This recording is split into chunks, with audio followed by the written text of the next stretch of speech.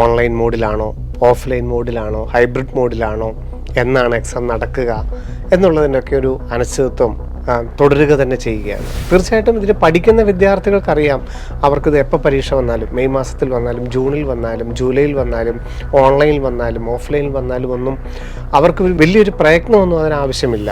അപ്പം വിദ്യാർത്ഥികളുടെ മുന്നൊരുക്കങ്ങളിൽ പഠിത്തത്തിൽ ഇപ്പോൾ സിലബസ് വന്നത് കഴിഞ്ഞുകൊണ്ട് ആ ഒരു കാര്യത്തിൽ പരീക്ഷയ്ക്ക് ഒരുങ്ങേണ്ട രീതിയിൽ ഒരു മാറ്റവും വിദ്യാർത്ഥികൾ ചെയ്യേണ്ടതായിട്ടില്ല. ഏത് രീതിയാണെങ്കിലും നമ്മുടെ വിദ്യാർത്ഥികളെ അത്രയധികം പരിശീലനം കൊടുത്ത് മാത്രമേ നമ്മൾ എക്സാം ഹാളിലോട്ട് എത്തിക്കുകയുള്ളൂ. എന്താണെങ്കിലും കൃത്യമായിട്ടൊരു ലക്ഷ്യമുണ്ടാകുന്നതും ആ ലക്ഷ്യത്തിന് വേണ്ടിയിട്ട് ഏറ്റവും അധികം ഹാർഡ് വർക്ക് ചെയ്യുന്നൊരു സമയമാണ്. ഏത് റാങ്ക് കിട്ടിയ കുട്ടികളോടും ചോദിച്ചോളൂ, അവർക്ക് അവരെ ഒന്നും പരുവപ്പെടുത്തി എടുക്കാൻ പറ്റിയ സമയമാണ് മോഡലിൻ്റെ സമയം. തെറ്റിപ്പോയേക്കാം എന്ന് വിചാരിച്ച് എഴുതാതിരിക്കരുത്.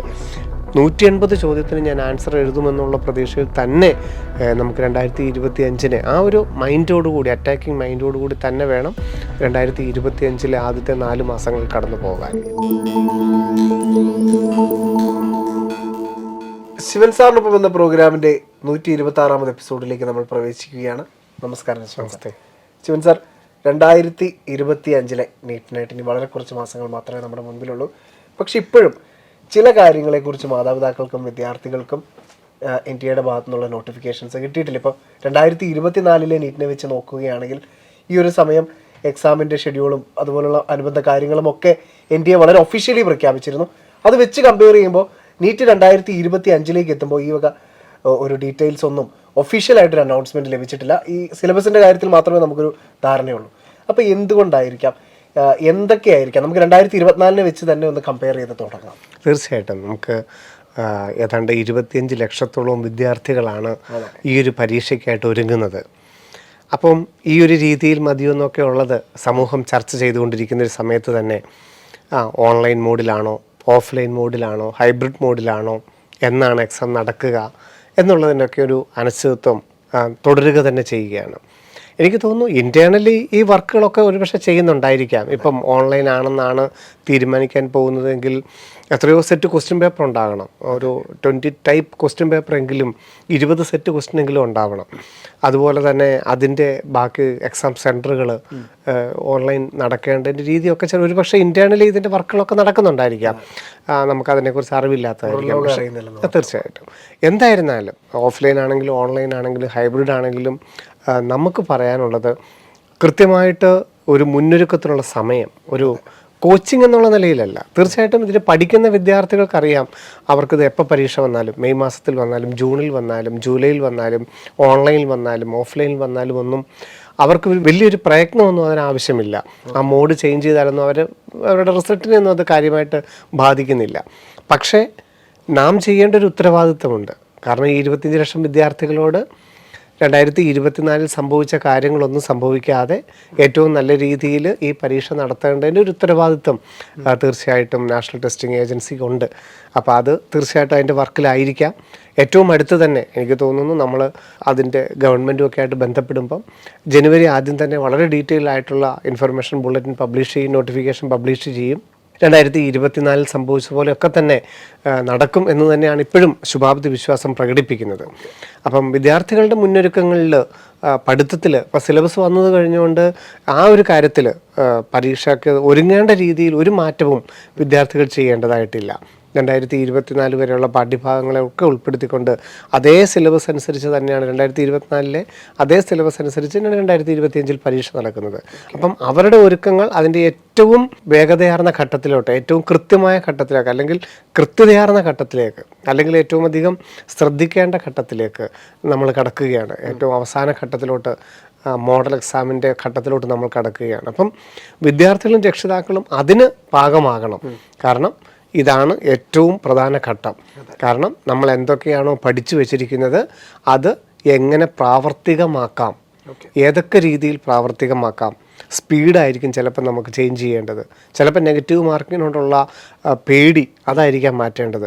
ചിലപ്പോൾ എക്സാമിനോട് തന്നെയുള്ള പേടിയായിരിക്കാം മാറ്റേണ്ടത്. ആരോഗ്യകരമായ കാര്യങ്ങളിലായിരിക്കാം നമ്മൾ പരിശീലിക്കേണ്ടത്. ഓരോ ചാപ്റ്ററുകൾ പഠിക്കുന്ന രീതിയിൽ നമ്മൾ പരിശീലിക്കേണ്ടതുണ്ടായിരിക്കാം. ഫുൾ മാർക്ക് കിട്ടിയ കുട്ടിയാണെങ്കിൽ പോലും ഒബ്ജക്റ്റീവിലുള്ള ലോജിക്കിനകത്ത് നമ്മൾ കൂടുതൽ വർക്കുകൾ ചെയ്യേണ്ടതായിട്ട് വരും. ചോദ്യപേപ്പറുകൾ പല ആവർത്തി പല രൂപത്തിലുള്ളത് നമ്മൾ ചെയ്യേണ്ടതായിട്ട് വരും. അങ്ങനെ രാഗി മിനുക്കുക എന്ന് പറയും. നമ്മളുടെ കഴിവിനെ ഏറ്റവും അധികം കാച്ചി കുറുക്കി പൊന്നാക്കി വെക്കേണ്ട ഒരു സമയത്തിലൂടെയാണ് വിദ്യാർത്ഥികൾ കടന്നു പോകേണ്ടത്. അപ്പോൾ അതിനൊന്നും ഒരു കുറവും വരുത്തരുതെന്ന് മാത്രമേ നമ്മൾ എപ്പോഴും പറയാറുള്ളൂ. അപ്പോൾ നമ്മൾ അതിൻ്റെ രീതിയിൽ തന്നെ മുമ്പോട്ട് പോകുന്നത്. നമ്മൾ ഒരു കുറവും വരുത്തിയിട്ടില്ല. ഏത് രീതിയാണെങ്കിലും നമ്മുടെ വിദ്യാർത്ഥികളെ അത്രയധികം പരിശീലനം കൊടുത്ത് മാത്രമേ നമ്മൾ എക്സാം ഹാളിലോട്ട് എത്തിക്കുകയുള്ളൂ. 2024 നോക്കുകയാണെങ്കിൽ സാർ പറഞ്ഞ പോലെ കറക്റ്റാണ്. കാരണം 2023 നവംബറിൽ തന്നെ സിലബസ് പബ്ലിഷ് ചെയ്തു. 23 ഡിസംബറിൽ തന്നെ എക്സാമിൻ്റെ ടൈം ഷെഡ്യൂൾ, എന്നാണ് എക്സാം നടക്കുന്നത്, എന്നാണ് റിസൾട്ട് പബ്ലിഷ് ചെയ്യുന്നുള്ള വളരെ detailed notification national testing agency 2023 ഡിസംബറിൽ തന്നെ പ്രസിദ്ധപ്പെടുത്തി. 24 ജനുവരിയിൽ തന്നെ ഓൺലൈൻ ആപ്ലിക്കേഷൻ നീറ്റിൻ്റെ ആരംഭിച്ചു. കേരളയുടെ ആപ്ലിക്കേഷൻ കേരള മെഡിക്കലിൻ്റെ ആപ്ലിക്കേഷൻ ആരംഭിച്ചു. ഇത്തവണ അത് ശ്രദ്ധിക്കണം, കേരളയുടെ എഞ്ചിനീയറിംഗ് എക്സാം ഏപ്രിൽ 24 തുടങ്ങുന്നുണ്ട്.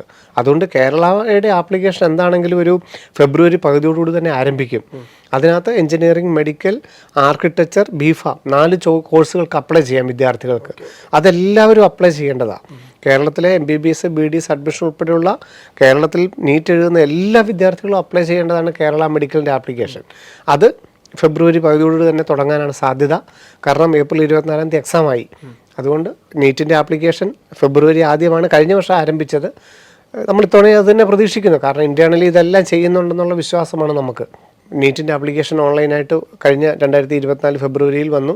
കേരള മെഡിക്കലിൻ്റെ ആപ്ലിക്കേഷൻ വന്നു. കർണാടകത്തിൻ്റെ ആപ്ലിക്കേഷൻ, കർണാടകത്തിൽ എലിജിബിലിറ്റി ഉള്ള കുട്ടികൾക്കും നമുക്ക് കർണാടകത്തിലെ പ്രൈവറ്റ് കോളേജുകളിലും സെൻറ്റ് ജോൺസിലും അഡ്മിഷൻ കിട്ടാനുള്ള കർണാടകയുടെ ആപ്ലിക്കേഷൻ 2024 ഫെബ്രുവരിയിൽ കഴിഞ്ഞ വർഷം ആരംഭിച്ചിരുന്നു. CMC വെല്ലൂരിൻ്റെ ആപ്ലിക്കേഷൻ മാർച്ച് മാസത്തിൽ ആരംഭിച്ചിരുന്നു.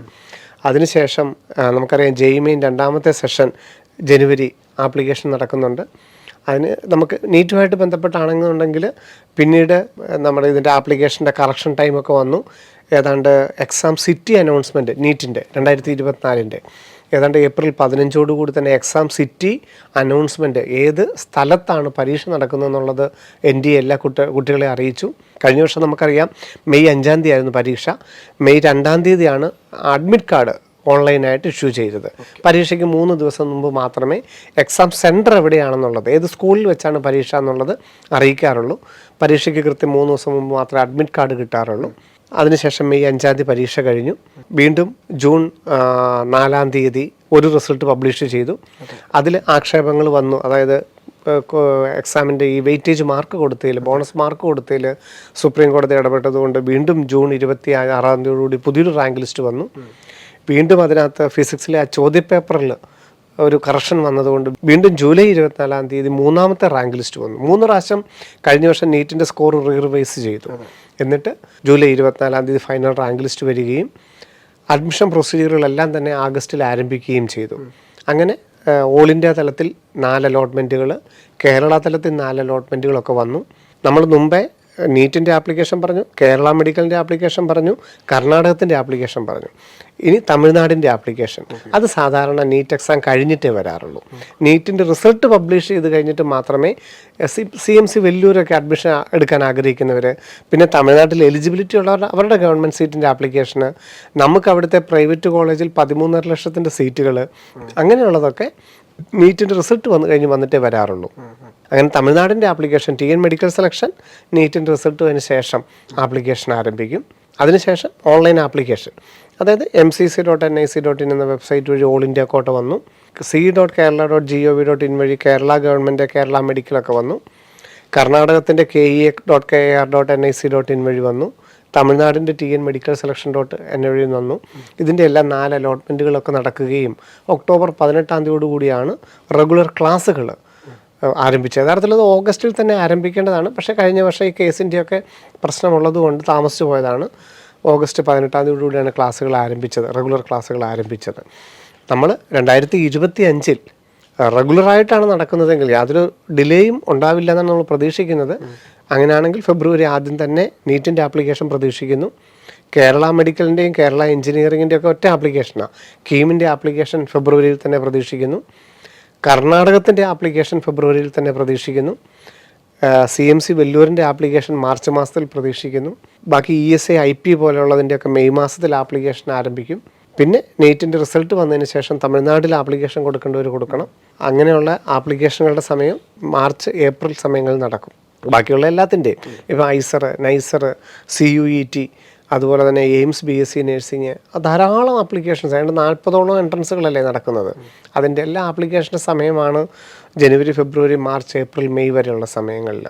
അതൊക്കെ ശ്രദ്ധിച്ച് വിദ്യാർത്ഥികൾ ധാരാളം എൻട്രൻസുകൾ, ഇപ്പം നീറ്റാണ് ഫോക്കസ് ചെയ്യുന്നത്, അല്ലെ എഞ്ചിനീയറിംഗ് ആണ് ഫോക്കസ് ചെയ്യുന്നത്, അല്ലെ JEE Main ആണ് ഫോക്കസ് ചെയ്യുന്നതെങ്കിലും ഈ 40ഓളം സാധ്യതകളാണ് +2 ശേഷം സയൻസ് സ്ട്രീം എടുത്തൊരു വിദ്യാർത്ഥിക്ക് ലഭിക്കുന്നത്. അതിൽ ഏറ്റവും കൂടുതൽ എക്സാമുകൾ അറ്റൻഡ് ചെയ്യുന്നത് തന്നെയാണ് എപ്പോഴും നല്ലത്. കാരണം സാധ്യതകൾ ഇപ്പം നിരുപമ എന്ന് പറഞ്ഞതനുസരിച്ച് തന്നെ അറിയാം.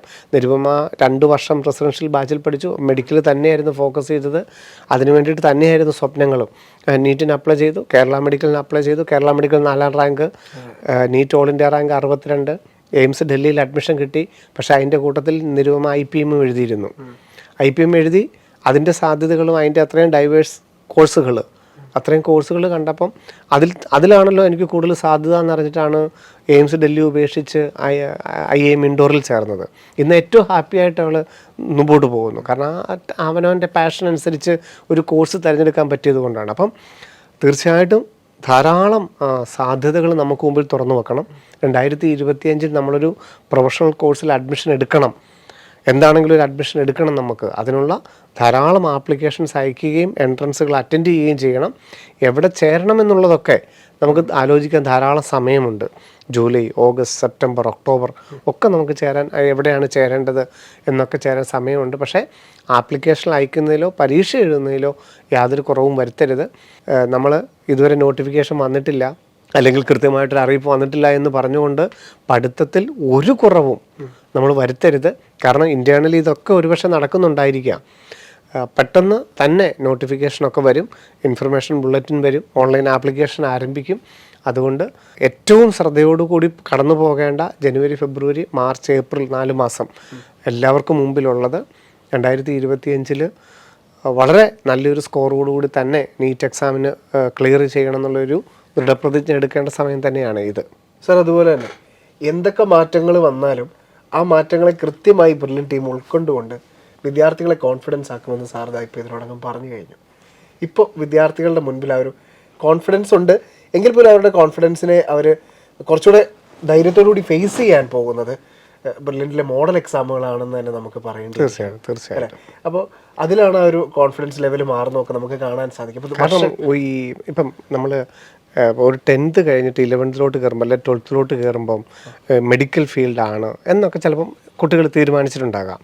അല്ലെങ്കിൽ ഇനി അച്ഛനമ്മമാർ തന്നെ അവർക്ക് മെഡിക്കലിന് വേണ്ടിയിട്ട് വേണമെങ്കിൽ കോച്ചിങ്ങിനൊക്കെ വിടാം. പക്ഷെ ഒരിക്കലും ഒരു കുട്ടി ഫോക്കസ് ചെയ്യുന്നത് ഇപ്പം 720 അല്ലെങ്കിൽ എയിംസ് ഡൽഹി, അല്ലെ ജിപ്മർ, അല്ലെ AFMC, അല്ലെങ്കിൽ ഏത് അവൻ്റെ ഒരു ലക്ഷ്യം വളരെ കൃത്യമായി ഒരു ഗോൾ സെറ്റ് ചെയ്യുന്നതും അതിനു വേണ്ടിയിട്ട് ആത്മാർത്ഥമായിട്ട് ശ്രമിക്കുന്നതും അത് 720 എന്നല്ല 600 ആണെങ്കിലും, അതായത് ഒരു ഗവൺമെൻറ് ഇന്ത്യയിൽ എവിടെയെങ്കിലും ഒരു ഗവൺമെൻറ് ആണെന്നിരിക്കട്ടെ, എന്താണെങ്കിലും കൃത്യമായിട്ടൊരു ലക്ഷ്യമുണ്ടാകുന്നതും ആ ലക്ഷ്യത്തിന് വേണ്ടിയിട്ട് ഏറ്റവും അധികം ഹാർഡ് വർക്ക് ചെയ്യുന്നൊരു സമയമാണ്.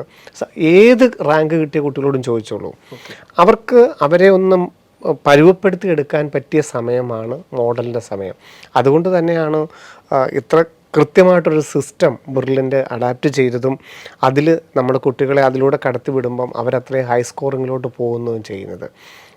നമുക്ക് ഏത് കുട്ടിയുടെ ഒരു ഇൻ്റർവ്യൂ എടുത്തു കഴിഞ്ഞാലും ഞാൻ എവിടെയാണ് നിൽക്കുന്നത് ഇപ്പം, കാരണം നമ്മൾ ടോപ്പിക്ക് വളരെ കൃത്യമായിട്ട് നമ്മൾ പഠിപ്പിച്ചു.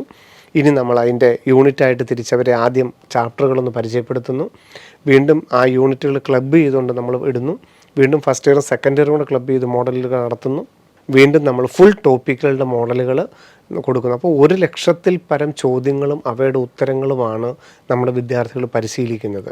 അതിന് കൃത്യമായിട്ട് വീഡിയോ സൊല്യൂഷൻസും അതിൻ്റെ റിസൾട്ട് കൃത്യമായിട്ട് അന്ന് തന്നെ ഡയറക്ടേഴ്സ്, പേരൻസ് ഉൾപ്പെടെ ഉള്ളൊരു മീറ്റിങ്ങിലാണ് അറേഞ്ച് ചെയ്യുന്നത്. അപ്പം ആ 4 ഡയറക്ടേഴ്സും ആ റിസൾട്ടിന് പോലും കൊടുക്കുന്നൊരു പ്രാധാന്യം, എന്താണ് ഇന്നത്തെ എക്സാം, ഈ എക്സാമിൽ നിന്ന് എന്താണ് വിദ്യാർത്ഥികൾ പഠിക്കേണ്ടത്, ഇതിനെത്ര റാങ്ക് കിട്ടി, ഇതിനെത്ര മാർക്ക് കിട്ടി എന്നുള്ളതല്ല, ഈ പകരം ഇന്നത്തെ ക്വസ്റ്റ്യൻ ഏത് രീതിയിലുള്ളതായിരുന്നു, ഇന്നത്തെ ഫിസിക്സിൻ്റെ ക്വസ്റ്റ്യൻ എന്തായിരുന്നു ഉദ്ദേശിച്ചത്, ഇന്നത്തെ കെമിസ്ട്രിയുടെ ക്വസ്റ്റ്യൻ എന്തായിരുന്നു, ഇതിൽ നിന്ന് എന്താണ് വിദ്യാർത്ഥികൾ പഠിക്കേണ്ടത് എന്നുള്ളത് കൃത്യമായിട്ട് നമ്മളുടെ ഡയറക്ടേഴ്സ് തന്നെ വന്ന് പേരൻസ് ഉൾപ്പെടെയുള്ള ഗ്രൂപ്പിൽ അത് കൃത്യമായിട്ട് വിവരിക്കുകയും അടുത്ത എക്സാമിന് വേണ്ടിയിട്ട് എങ്ങനെയാണ് നിങ്ങൾ ഫോക്കസ് ചെയ്യേണ്ടത്, ഈ എക്സാമിന് 400 മാർക്കാണ് കിട്ടിയതെങ്കിൽ അടുത്ത തവണ നമുക്കൊരു 20 മാർക്ക് 30 മാർക്ക് കൂടുതൽ വേണം, എന്താണ് ചെയ്യേണ്ടത്, എങ്ങനെയാണ് നമ്മൾ അതിലോട്ടൊന്ന് കയറി നിൽക്കേണ്ടത്, അതിനെക്കുറിച്ചൊക്കെ കൃത്യമായിട്ട് പേരൻസുമായിട്ടും കുട്ടികളുമായിട്ടും ഒക്കെ ഇൻട്രാക്ട് ചെയ്തുകൊണ്ട് തന്നെയാണ് നമ്മൾ ഈ സിസ്റ്റം മുമ്പോട്ട് കൊണ്ടുപോകുന്നത്. അപ്പം ഏതൊരു വിദ്യാർത്ഥിയെ സംബന്ധിച്ചിടത്തോളം അവർക്ക് ടാർഗറ്റ് ചെയ്യാനായിട്ട് ഉള്ള ഏറ്റവും മികച്ച സമയമാണ് മോഡൽ എക്സാമുകൾ. കാരണം ഒരുമിച്ച് ഓരോ 2 ദിവസം കൂടുമ്പോൾ ഇത്രയധികം ടോപ്പിക്കുകളിൽ നേടേണ്ട 76 ചാപ്റ്ററുകളിൽ നിന്ന് ക്വസ്റ്റ്യൻ പേപ്പറുകൾ വരുമ്പം അത്ര ടാലൻ്റ് ആയിട്ടുള്ളവർക്കാണ് അത് പെട്ടെന്ന് ചെയ്യാനായിട്ടും കൃത്യമായിട്ട് ചെയ്യാനും നെഗറ്റീവ് ഒഴിവാക്കാനായിട്ടും സ്കോറിലോട്ട് എത്താനൊക്കെ സാധിക്കുന്നത്. അതിൽ തന്നെ എനിക്കിനി എത്രത്തോളം മെച്ചപ്പെടാൻ കഴിയുമെന്ന് ഏതൊരു കുട്ടിക്കും 200 നിൽക്കുന്ന കുട്ടിയാണെങ്കിലും 300 നിൽക്കുന്ന കുട്ടിയാണെങ്കിലും 500 നിൽക്കുന്ന ആണെങ്കിലും അവനവനെ തിരിച്ചറിയാൻ സാധിക്കും. ഇപ്പം നമ്മൾ വീക്കിലി എക്സാം ഇടുന്നത് എന്തിനു വേണ്ടിയിട്ടാണ്? അത് ആ ചാപ്റ്റർ പഠിക്കാൻ വേണ്ടിയിട്ടാണ്. അവിടെ അയാളുടെ കഴിവുകളൊന്നും നമ്മൾ അളക്കുന്നില്ല. ആ ചാപ്റ്റർ എത്രത്തോളം അയാൾക്ക് പഠിക്കാൻ പറ്റും അതിനു വേണ്ടിയിട്ട് നമ്മൾ വീക്കിലി പല ആവർത്തി ചോദ്യങ്ങൾ കൊടുക്കുന്നു. ഇത് കഴിഞ്ഞിട്ട് നമ്മൾ യൂണിറ്റ് എക്സാം കൊടുക്കുമ്പം അത് റിവിഷനാണ്. യൂണിറ്റുകൾ പല ആവർത്തി കൊടുക്കുമ്പോൾ ആ ചാപ്റ്ററിനെ അയാൾ പല ആവർത്തി അയാൾ ആ ചാപ്റ്ററിനെ കുറിച്ച് പഠിക്കുന്നു. വീണ്ടും നമ്മൾ ഫുൾ മോഡലിലോട്ട് എത്തുമ്പോഴേക്കും ഇയാളുടെ പൊട്ടൻഷ്യൽ അനുസരിച്ച് എത്രത്തോളം മുന്നോട്ട് പോകാൻ കഴിയും എന്നുള്ളത് എക്സാമിൻ്റെ ഒരു അറ്റ്മോസ്ഫിയറിൽ ഏതൊക്കെ പ്രവണതകൾ വന്നാലും ഒരു എക്സാമിൻ്റെ അറ്റ്മോസ്ഫിയറിൽ എത്രത്തോളം അയാൾക്ക് ടാർഗറ്റ് ചെയ്യാൻ കഴിയുമെന്ന് കൃത്യമായിട്ട് വിദ്യാർത്ഥിക്ക് തന്നെ മനസ്സിലാക്കാൻ കഴിയും. ഞാൻ ഏത് രീതിയിൽ ഈ എക്സാമിനെ കണ്ടു കഴിഞ്ഞാൽ നെഗറ്റീവ് മാർക്കിനോടുള്ള പേടിയായിരിക്കാം, ഞാൻ നെഗറ്റീവ് മാർക്കിനെ പേടിച്ചു കഴിഞ്ഞാൽ എപ്പോഴും ഞാൻ ഈ 650 തന്നെ നിൽക്കും. ഒരു കുട്ടി പറഞ്ഞതാണ്, എനിക്ക് ആ ക്വസ്റ്റ്യൻ എല്ലാം എനിക്കറിയാമായിരുന്നു. നമ്മളെപ്പോഴും പറയും നിങ്ങൾ എന്തൊക്കെയാണെങ്കിലും ചോദ്യം മുഴുവൻ വായിച്ചിരിക്കണം, മുഴുവൻ ചോദ്യങ്ങളും വായിച്ചിരിക്കണം എന്ന് നമ്മൾ പറയും. അപ്പോൾ ആ കുട്ടി പറഞ്ഞത് എപ്പോഴും ഞാൻ ചോദ്യങ്ങൾ മുഴുവൻ വായിക്കും, ഒരുവിധം എല്ലാത്തിനും തന്നെ എനിക്ക് ആൻസർ അറിയുകയും ചെയ്യാം, പക്ഷേ അവസാനം വരുമ്പോൾ 1-2 ചോയ്സ് എങ്കിലും കൃത്യമാണ് തോന്നുന്നത്, അതിൽ ഏതാണ് കൂടുതൽ ഉത്തരം എനിക്ക് അറിയാൻ മേല, അത് നെഗറ്റീവ് വരുമെന്ന് പേടിച്ച് എപ്പോഴും ഞാനൊരു 4-5 എണ്ണമെങ്കിലും കുറച്ച് എഴുതാറുള്ളൂ. പക്ഷേ പിന്നീട് ആൻസർ കീ കിട്ടിക്കഴിയുമ്പം അതാണ് ശരി എന്ന് എനിക്ക് തോന്നുകയും ചെയ്യും. ഈ ഒരു പ്രവണത ആവർത്തിച്ച് വന്നപ്പോൾ അത് ഹാബിറ്റായിട്ട് പോയി. എപ്പോഴും നെഗറ്റീവിനെ പേടിയാണ്. പക്ഷേ നമ്മൾ മോഡലുകൾ ഇടുമ്പം അതൊന്നും മാറ്റാൻ ശ്രമിച്ചാൽ, ആ പേടിയൊന്ന് മാറ്റിയിട്ട് നമ്മൾ അറ്റാക്ക് ചെയ്യാനാണ് പറയുന്നത്. മാക്സിമം എഴുതണം, എഴുതിയിട്ട് തെറ്റിക്കഴിഞ്ഞാൽ നമ്മൾ പിന്നെ ആ തെറ്റിയതൊന്ന് എന്തുകൊണ്ട് തെറ്റിയെന്നൊന്ന് പഠിക്കാൻ ശ്രമിച്ചാൽ അതാണ് നമ്മളുടെ വർക്ക്. നമ്മളുടെ ഒരു ഇൻപുട്ട് എന്ന് പറയുന്നത് ആ തെറ്റിയത് എന്താണെന്ന് മനസ്സിലാക്കുക എന്നുള്ളതാണ്. അതിനൊരു ആത്മാർത്ഥത കാണിച്ചാൽ പിന്നെ ഒരിക്കലും ആ ചോദ്യം തെറ്റിക്കില്ല, ആ കൺസെപ്റ്റ് മറന്നു പോവില്ല. അപ്പം മാക്സിമം നമ്മൾ അറ്റൻഡ് ചെയ്ത് തെറ്റ് എന്താണെന്ന്, ആ തെറ്റിപ്പോയതിലെ കറക്റ്റ് ആൻസർ എന്താണെന്നുള്ളതിനപ്പുറത്ത് എന്തുകൊണ്ടാണ് എൻ്റെ വഴി എന്താണ് തെറ്റിപ്പോയതെന്നുള്ളത് ആ കൺസെപ്റ്റ് ഒന്ന് മനസ്സിലാക്കിയാൽ പിന്നെ ആ മേഖലയിൽ നിന്ന് വരുന്ന ഒരു ചോദ്യവും നമ്മൾ തെറ്റിക്കില്ല. അങ്ങനെ ചിലപ്പോൾ ഈ പറഞ്ഞ പോലെ തന്നെ എക്സാമിൻ്റെ അറ്റ്മോസ്ഫിയറിനെ, ഈ നീറ്റ് വരുന്നു എന്നുള്ള ആ അറ്റ്മോസ്ഫിയറിനെ ആയിരിക്കാം പേടി, അല്ലെങ്കിൽ വീട്ടുകാരെന്ത് പറയുന്നുള്ളതിനെയൊക്കെ അർത്ഥം എന്താണെങ്കിലും അതിനെയൊക്കെ ഒന്ന് ഓവർകം ചെയ്തിട്ട് തങ്ങളുടെ ടാർഗറ്റ് കൃത്യമാക്കുക. എന്തും ആവാം, എയിംസ് ആവാം, ജിപ്മർ ആവാം, AFMC ആകാം, ഗവൺമെൻറ് മെഡിക്കൽ കോളേജുകളാകാം, ESI ആയിരിക്കാം, MBBS ആയിരിക്കാം, വെറ്റിനറി ആയിരിക്കാം, അഗ്രികൾച്ചർ ആയിരിക്കാം, ഐസർ ആയിരിക്കാം, IIC ബാംഗ്ലൂർ ആയിരിക്കാം, IIT മദ്രാസിലെ പ്രോഗ്രാം ആയിരിക്കാം, എന്തുമാവട്ടെ അയാൾക്ക് ലക്ഷ്യത്തിനനുസരിച്ച് അയാളെ പരുവപ്പെടുത്തിയെടുക്കാൻ ഓരോ വിദ്യാർത്ഥിക്കും പറ്റുന്ന ഏറ്റവും വലിയ അവസരമാണ് ഈ മോഡൽ എക്സാമുകൾ. അതിൽ നമ്മുടെ കഴിവുകൾ മാക്സിമം തെളിയിക്കണം. അതിനെ പേടിക്കാതെ എത്രത്തോളം ചോദ്യങ്ങൾ ചെയ്യാൻ പറ്റുമോ അത്രത്തോളം ചോദ്യങ്ങളിലൂടെ തന്നെ കടന്നു പോകണം. ഇപ്പം CUET എക്സാമൊക്കെ നമുക്കറിയാം എന്തുമാത്രം സാധ്യതകളാണ് അതിനകത്തുള്ളത്. നീറ്റ് എക്സാം കഴിഞ്ഞിട്ടാണ് CUET വരുന്നത്. അപ്പം ഇപ്പം ICAR ആണെങ്കിലും ഇന്ത്യയിലെ 6ഓളം ഡയറക്റ്റ് യൂണിവേഴ്സിറ്റികളിലാണ് നമുക്ക് അഡ്മിഷൻ കിട്ടുന്നത്. ICAR തന്നെ ക്യാമ്പസുകളിൽ, അല്ലെങ്കിൽ സെൻട്രൽ യൂണിവേഴ്സിറ്റികളിൽ, എവിടെ വേണമെങ്കിലും നമുക്ക് ഏത് കോഴ്സിനും ചേരാം. നമ്മൾ എക്കണോമിക്സിനൊക്കെ വേണമെങ്കിൽ നേരിട്ട് പോയി ചേരാം. സയൻസ് എടുത്തിട്ട് ഡിഗ്രി നമുക്ക് വേണമെങ്കിൽ എക്കണോമിക്സിൽ ചെയ്യാം. അപ്പം ഏതൊരു വ്യക്തിക്കും അവൻ്റെ പാഷൻ അനുസരിച്ച്, ആറ്റിറ്റ്യൂഡിനനുസരിച്ച്, കഴിവിനനുസരിച്ച് അവനവനെ ഒന്ന് ഒരു മോൾഡ് ചെയ്യപ്പെടാൻ പറ്റുന്ന ആണ് ഈ മോഡൽ എക്സാമുകൾ. അത് ഏറ്റവും എഫക്റ്റീവായിട്ട് വിനിയോഗിക്കുന്നവരാണ്. ഇപ്പോൾ സാറ് തന്നെ പല വീടുകളിലും പോയിട്ടുണ്ട്, എത്രയോ പേരെ ഇൻ്റർവ്യൂ ചെയ്തിരിക്കുന്നു. 720 കിട്ടിയ ആളെ ഇൻ്റർവ്യൂ ചെയ്തിട്ടുണ്ട്, എത്രയോ റാങ്ക് ലിസ്റ്റ്, എനിക്ക് തോന്നുന്നു 40ഓളം ഫസ്റ്റ് റാങ്കുകാരെ ഇൻ്റർവ്യൂ ചെയ്തിട്ടില്ലേ. ഇപ്പോൾ കഴിഞ്ഞ ദിവസം നമ്മുടെ ക്യാമ്പസിൽ വന്ന് ജിപ്മറിൽ ഇപ്പോൾ പഠിച്ചുകൊണ്ടിരിക്കുന്ന വിഘ്നേഷ് ആണെങ്കിൽ അവരൊക്കെ പറഞ്ഞത് എന്താണ്, എനിക്ക് പറ്റുമെന്ന് മനസ്സിലാക്കിയത് ഈ മോഡൽ എക്സാമുകളിലൂടെയാണ്. കാരണം അതുവരെ വീക്ക്ലി എക്സാമുകൾ ഞാൻ നന്നായിട്ട് പഠിക്കാറുണ്ടായിരുന്നു, നന്നായിട്ട് മാർക്ക് കിട്ടാറുണ്ടായിരുന്നു. പക്ഷേ അപ്പോഴൊന്നും എനിക്കൊരു മാർക്കിനെ കുറിച്ചോ അല്ലെങ്കിൽ ഏത് കോളേജിൽ പഠിക്കുന്നതിനെ കുറിച്ചോ ഒന്നും ഞാൻ ചിന്തിച്ചിട്ടില്ല. പിന്നീട് ഞാൻ കറക്റ്റായിട്ട് ടാർഗറ്റ് കീപ്പ് ചെയ്യുകയും പഠിക്കേണ്ടത് എങ്ങനെയാണെന്ന് മനസ്സിലാവുകയും തലേ ദിവസം ആ മോഡലിന് വേണ്ടിയിട്ട് എന്നൊക്കെ മുന്നൊരുക്കങ്ങളാണെന്നുള്ളതിന് കൃത്യമായിട്ട് എനിക്ക് ഐഡിയ ഉണ്ടായിരുന്നു, അതെനിക്ക് പറഞ്ഞു തന്നിരുന്നു. അപ്പം ഞാൻ ആ മീറ്റിങ്ങുകളൊക്കെ ഞാൻ അറ്റൻഡ് ചെയ്യുമായിരുന്നു, എല്ലാ മീറ്റിങ്ങുകളും കൃത്യമായിട്ട് അറ്റൻഡ് ചെയ്യുമായിരുന്നു, എൻ്റെ പേരൻസും അറ്റൻഡ് ചെയ്യുമായിരുന്നു. അപ്പം അവർക്കും അതിനെക്കുറിച്ച് ധാരണയുണ്ടായിരുന്നു. എനിക്കിപ്പോൾ മാർക്ക് കുറഞ്ഞു കൂടി, അതെന്തുകൊണ്ടാണ് കൂടിയത്, എന്തുകൊണ്ടാണ് കുറഞ്ഞത്, അല്ല അതിനകത്ത് വല്ല കഥയും ഉണ്ടോ, അവർക്കും കാര്യങ്ങൾ അറിയാമായിരുന്നു. അതുകൊണ്ട് അവരും പേടിച്ചില്ല, ഞാനും പേടിച്ചില്ല. കൃത്യമായിട്ട് എനിക്ക് എന്താണ് കീപ്പ് ചെയ്യേണ്ടതിനെക്കുറിച്ച് അറിയാമായിരുന്നു, എല്ലാ ക്വസ്റ്റ്യനുകളും വ്യക്തമായിട്ട് ആൻസർ ചെയ്യണം എന്നുള്ളതിനെക്കുറിച്ച് അറിയാമായിരുന്നു, ഏതൊക്കെ ചെയ്യണ്ട എന്നുള്ളതിനെക്കുറിച്ച് അറിയാം. അതുകൊണ്ട് ഞാനിപ്പം 4ാം വർഷം ജിപ്മറിൽ പഠിക്കുന്നു. ഞാൻ PG എൻട്രൻസിനായിട്ട് അവിടെ തന്നെ PGക്കായിട്ട് ഞാൻ പ്രാക്ടീസ് ചെയ്യുന്നു. അപ്പോൾ എന്ന് പറഞ്ഞതുപോലെ ഏറ്റവും പ്രധാനം മോഡൽ എക്സാമുകളാണ്. നാം എന്തൊക്കെയാണ് പഠിച്ചത് എന്നുള്ളത് പയറ്റി തെളിയുന്ന ഒരു കളരിയാണ് ഇനി വരുന്ന 4 മാസക്കാലം. ശിവൻ സാർ, കുട്ടികൾ നന്നായിട്ട് പഠിക്കണം എന്നുള്ള ഒരൊറ്റ കാര്യത്തിൽ മാത്രം ശ്രദ്ധ കേന്ദ്രീകരിച്ച് മുന്നോട്ട് പോകുമ്പോൾ പേരൻസ് ഉണ്ട് ആ ഒരു അതർ സൈഡ്. അപ്പോൾ അവർ ഒരേ സമയം മെൻ്റലി ഒക്കെ കുറേ കാര്യങ്ങൾ ചിന്തിക്കുന്നുണ്ട്. തീർച്ചയായിട്ടും. കാരണം ഈ മെഡിക്കൽ എന്ന് പറയുമ്പോൾ തീർച്ചയായിട്ടും ആ ഒരു ആദി 2024 മുന്നിൽ നിൽക്കുന്ന വ്യക്തികൾക്ക്, രക്ഷിതാക്കൾക്ക് തീർച്ചയായിട്ടും ഒരു ആദിയുണ്ട്. ഒന്ന്, അഡ്മിഷൻ്റെ മാർക്കിനെ കുറിച്ചൊക്കെ എത്രത്തോളം ഹൈ സ്കോറിങ് ആയിരിക്കും എന്നുള്ളതിനെക്കുറിച്ച്, എത്രത്തോളം ചിലവുകൾ വരും. ഈ പറഞ്ഞ പോലെ 2-3 മാർക്കിനായിരിക്കും ഗവൺമെൻറ് കോളേജിൽ നിന്ന് സെൽഫ് ഫിനാൻസിങ് കോളേജുകളിലോട്ട് വരുന്നത്. അപ്പോൾ ഈ വരുന്ന സാമ്പത്തിക ഭാരം അതൊക്കെ വലിയൊരു അവരുടെ മുമ്പിൽ ഒരു ഭീതിയായിട്ട് നിൽക്കും. പിന്നെ ഈ പറഞ്ഞ പോലെ തന്നെ അല്ലെങ്കിൽ മറ്റുള്ള കോഴ്സുകൾ തിരഞ്ഞെടുക്കുമ്പോൾ എന്തായിരിക്കും എൻ്റെ കുട്ടിയുടെ ഭാവി എന്നുള്ളതൊക്കെ തീർച്ചയായിട്ടും അവരുടെ കൺസേൺസ് ആണ്. അപ്പോൾ ഈ ഒരു സമയത്ത് മാതാപിതാക്കൾ സ്വാഭാവികമായിട്ടും ചിന്തിക്കുന്ന ഇത്തരം കാര്യങ്ങളുണ്ട്. അതുപോലെ ആപ്ലിക്കേഷൻ എന്ന് പറയുന്ന ഒരു സൈഡ് ഏറ്റവും കൂടുതൽ കൺസേൺഡ് ആവുന്നത് മാതാപിതാക്കൾ. തീർച്ചയായിട്ടും അവർ ശ്രദ്ധിക്കുകയും ചെയ്യണം. അതെ. അപ്പോൾ തീർച്ചയായിട്ടും അവർക്ക് വേണ്ട കൃത്യമായ വിവരങ്ങൾ നമ്മൾ കൊടുക്കുന്നുണ്ട്. അതിൻ്റെ അടിസ്ഥാനത്തിൽ ചോദിക്കാം, ഈ ഒരു സമയത്ത് മാതാപിതാക്കൾ അവെയർ ആയിട്ടിരിക്കേണ്ട കാര്യങ്ങൾ എന്തൊക്കെയായിരിക്കും? തീർച്ചയായിട്ടും നമ്മൾ പറഞ്ഞതുപോലെ തന്നെ എന്തായി തീരും എന്നുള്ള ഈ ആധി ഞാൻ ഉൾപ്പെടെയുള്ള എല്ലാ പേരൻസിനും തീർച്ചയായിട്ടും ഉണ്ടാകും. എവിടെയാണ് അഡ്മിഷൻ എടുക്കേണ്ടത്, കാരണം അതിന് കുറവ് വരരുത് എന്നുള്ള വിചാരിക്കാൻ എല്ലാവരും ഉണ്ടാവും. പക്ഷേ ഈ ഒരു സമയം അതിന് പാകമല്ല. കാരണം ഇപ്പം അവരെത്രത്തോളം വിദ്യാർത്ഥികൾ പഠിച്ചിട്ടുണ്ടോ അതിന് അവർ സമാധാനപരമായിട്ട് പല വിധത്തിലുള്ള പരീക്ഷകൾ എഴുതി ബോർഡ് എക്സാം എഴുതുന്ന വ്യക്തികളുണ്ട്. ഇപ്പോൾ റെസിഡൻഷ്യൽ ബാച്ചവരാണെങ്കിൽ ബോർഡ് എക്സാം എഴുതുകയാണ്. ഇപ്പം ശ്രീധരൻ ശർമ്മലിൻ്റെ ആ സമയത്ത് ബോർഡ് എക്സാം എഴുതുന്ന സമയമാണ് അല്ലേ. ബോർഡ് എക്സാമിൻ്റെ കൂട്ടത്തിൽ തന്നെയാണ് നീറ്റിന് 720 കിട്ടിയത്. കഴിഞ്ഞ ദിവസം നമ്മൾ അഭിഷേകിനെ കണ്ടു. അഭിഷേകം പറഞ്ഞത് മോഡൽ എക്സാമുകളിലാണ് ഏറ്റവും കൂടുതൽ ശ്രദ്ധിക്കേണ്ടത്. അപ്പോൾ അതിനകത്ത് പേരൻസ് ആകെ ചെയ്തത് അവർ ഡയറക്റ്റായിട്ട് എൻ്റെ മാർക്കിനെ കുറിച്ചോ റാങ്കിനെ കുറിച്ചോ ഒന്നും അവർ ബോധേഡല്ലായിരുന്നു. പക്ഷേ അവർ റെഗുലറായിട്ട് മീറ്റിങ്ങുകളൊക്കെ അറ്റൻഡ് ചെയ്യാറുണ്ടായിരുന്നു. ആപ്ലിക്കേഷനുകളെല്ലാം കേരള എഞ്ചിനീയറിങ്ങും JEEയും ഐസറും CUET എല്ലാ ആപ്ലിക്കേഷനും അവരുടെ സൈഡിൽ നിന്ന് അവർ ചെയ്തിരുന്നു. പക്ഷേ ഒരിക്കൽ പോലും എന്നോട് എവിടെയായിരിക്കും നീ അഡ്മിഷൻ എടുക്കാൻ പോകുന്നത്, എന്തായിരിക്കും നീ മുമ്പോട്ട് പോകുമ്പം ആഗ്രഹിക്കുന്നതെന്ന് ഒരിക്കലും എന്നോട് ചോദിച്ചിട്ടില്ല. കാരണം ജനുവരി, ഫെബ്രുവരി, മാർച്ച്, ഏപ്രിൽ പൂർണ്ണമായിട്ടും എനിക്ക് വിട്ടുതരികയാണ് ചെയ്തത്. അതുതന്നെ എല്ലാവരും ചെയ്യേണ്ടത്. ഒരിക്കലും നമ്മൾ കുട്ടിയായിട്ട് ചർച്ച ചെയ്യേണ്ട എന്താണ് അഡ്മിഷൻ, എന്തായി തീരും എന്ന് ചർച്ച ചെയ്യേണ്ട സമയമല്ല, പക്ഷേ അപേക്ഷിക്കേണ്ട സമയമാണ് താനും. ഇത് 2 വൈരുദ്ധ്യങ്ങളാണ്. കാരണം എല്ലാത്തിനും ആപ്ലിക്കേഷൻ കൊടുക്കേണ്ട സമയം എന്ന് പറയുന്നത് നീറ്റ് എക്സാമിന് മുമ്പാണ്. എല്ലാത്തിനും ആപ്ലിക്കേഷൻ കൊടുക്കണം. CUET ആണെങ്കിലും ഐസർ ആണെങ്കിലും നൈസർ ആണെങ്കിലും എയിംസ് BSc നേഴ്സിംഗ് ആണെങ്കിലും കേരള എഞ്ചിനീയറിംഗ് ആണെങ്കിലും എല്ലാത്തിനും അപ്ലൈ ചെയ്യേണ്ട സമയം അതിന് മുമ്പാണ്. പക്ഷേ ഇതിന് കിട്ടിയില്ലെങ്കിൽ ഇതിന് പോകാൻ വേണ്ടിയിട്ടല്ല നമ്മൾ അപ്ലൈ ചെയ്യുന്നത്. എന്താണെങ്കിലും എല്ലാ ആപ്ലിക്കേഷൻസും കൊടുക്കാൻ രക്ഷിതാക്കൾ ശ്രദ്ധിക്കണം.